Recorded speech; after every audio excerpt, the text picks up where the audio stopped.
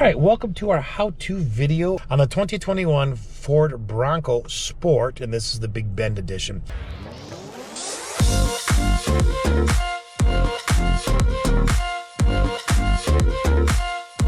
Today, we're working with our friends at Spaeth Ford in New Ulm, Minnesota. So, on the driver's information screen, you've got an analog RPM, analog speedometer. It does have miles per hour on the outside and kilometers on the inside. You've got an engine temperature gauge and a fuel gauge, and then your gear selector down below. The middle is a 4.2-inch digital screen, and that's what we're going to talk about, how to control that. So you're going to use those buttons on the right side of the steering wheel. It's a menu button, an up-down arrow, an OK button, and a back button. So to start with, okay, the way this is set up, if you notice on the far left here, I'm just going to kind of scroll through. You see these little icons going by. All right, that's your main menus. And then everything that shows up on the screen is connected to those little icons. We'll start with media.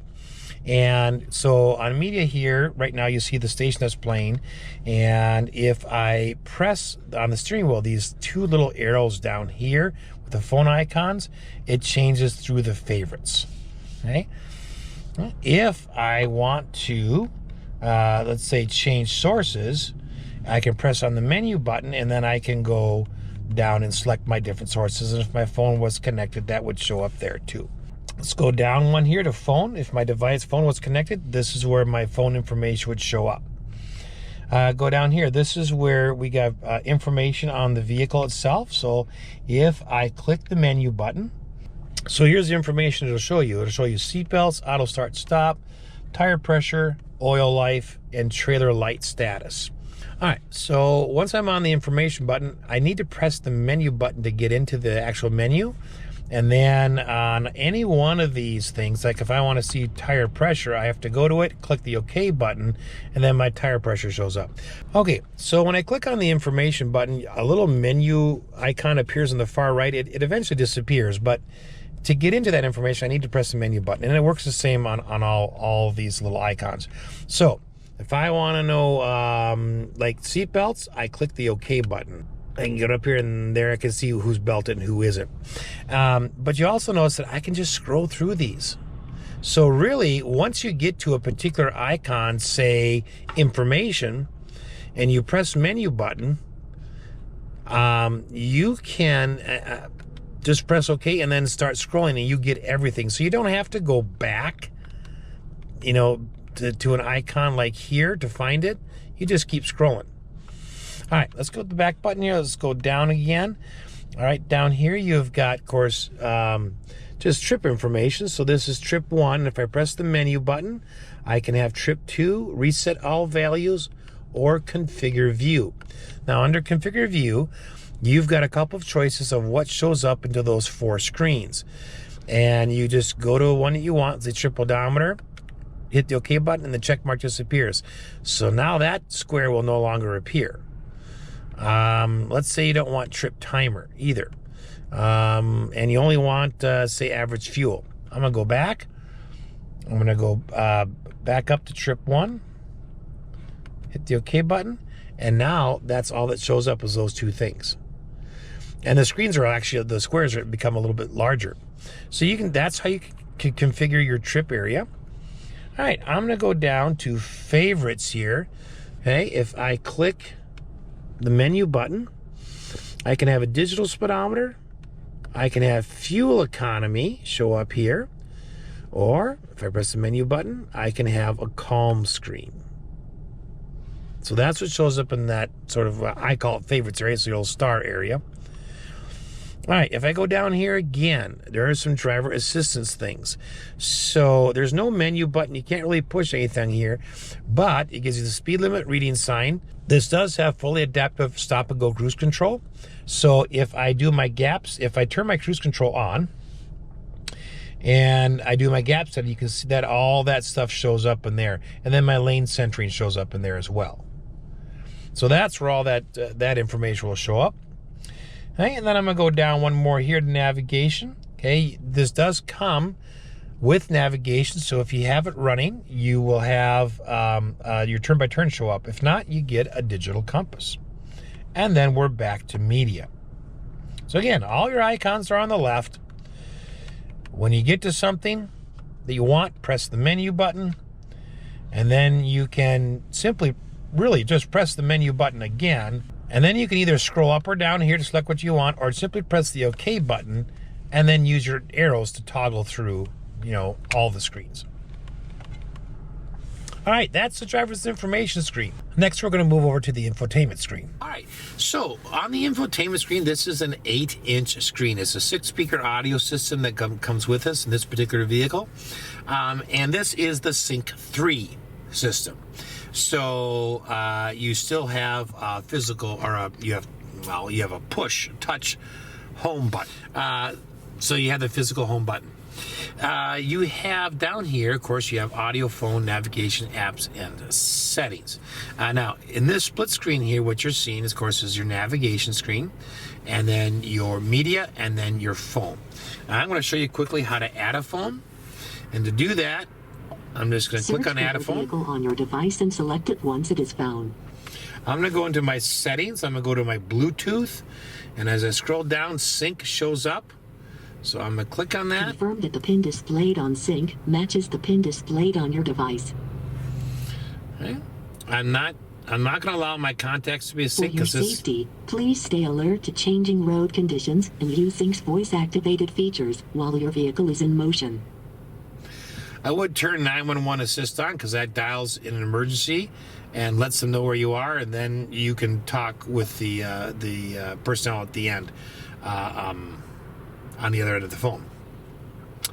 Okay, now I can shut my phone off, and I'm connected via Bluetooth. Now this does have Apple CarPlay, Android Auto, AM/FM radio, HD radio, and Sirius XM. It does not have wireless Apple CarPlay or Android Auto. You have to plug in through the USBs to do that, but it is there. Okay, so Sync 3, you had a home button, and that, of course, brings you to this screen with that little split screen right there. And now my phone's connected. What I can do is I can click on any one of these squares, and it will make it full screen. So I can go here, or navigation, or phone. And I like that those are all clickable. Now down here you have an audio button. If you can go to all your sources here. Notice it's picked up on the Pandora for my phone and put it in here as an actual separate one. That's really nice. But you can select your source here. So we'll select FM for now. And you can either use this tuning knob to change stations like this. You can use it to scan forward or scan backwards. You can click up here to direct tune. I mean, there's just all sorts of ways. When you come to a station you want to save as a favorite, okay, you should be able to just simply click and hold, and there you go.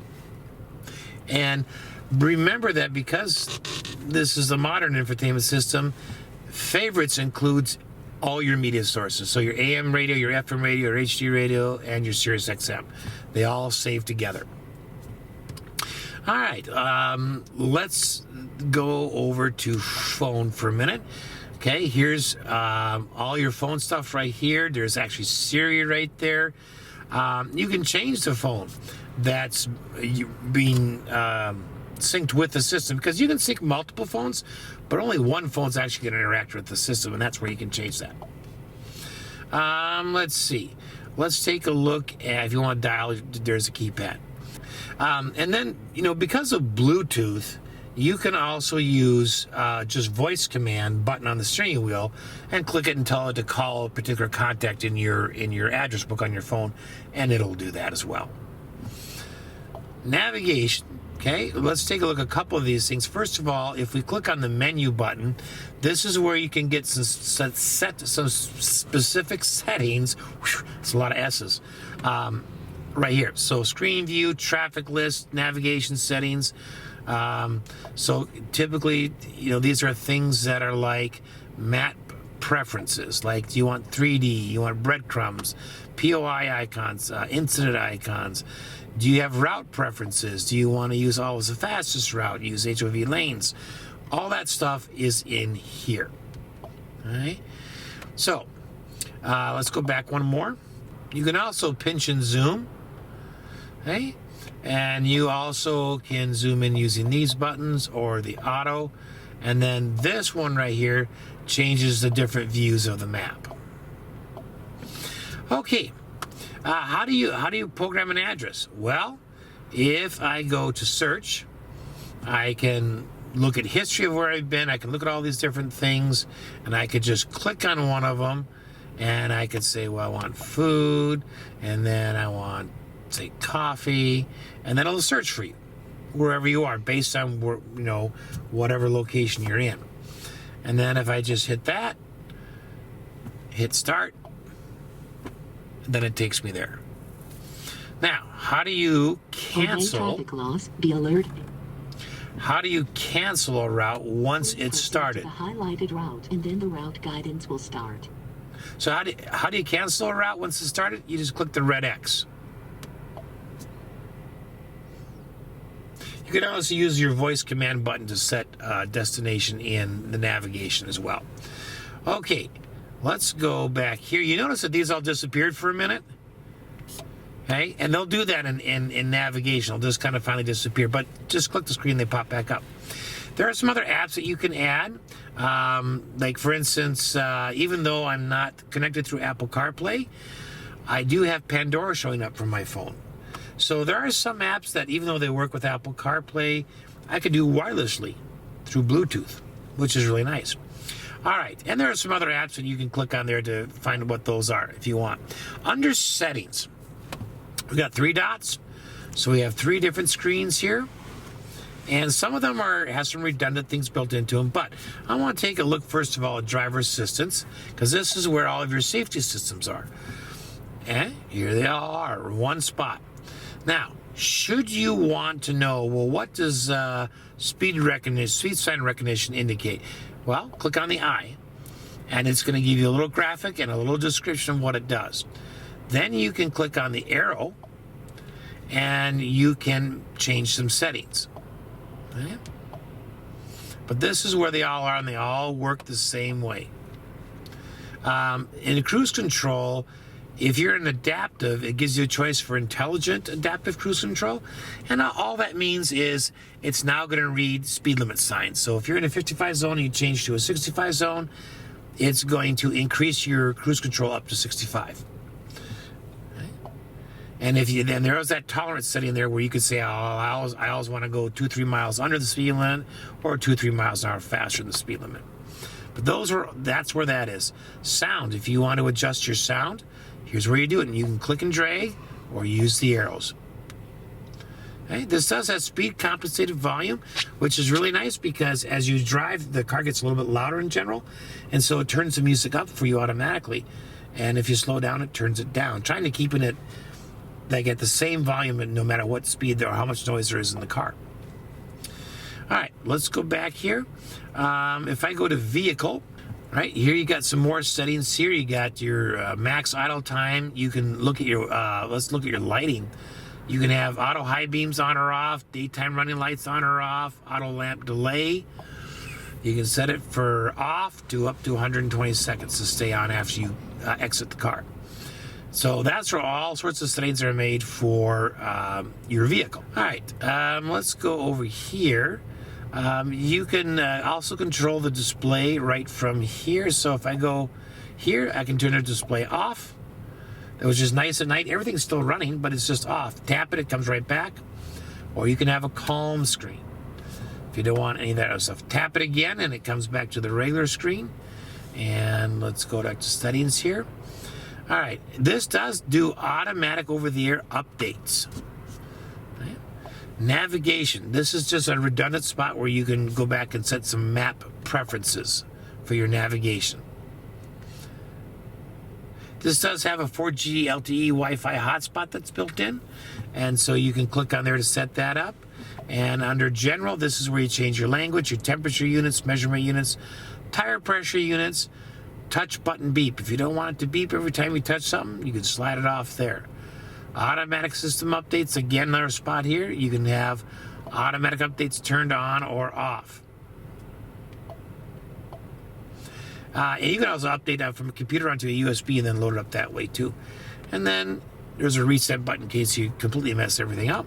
You can just reset it. And that is the infotainment screen. I hope this has been helpful. Thanks for watching.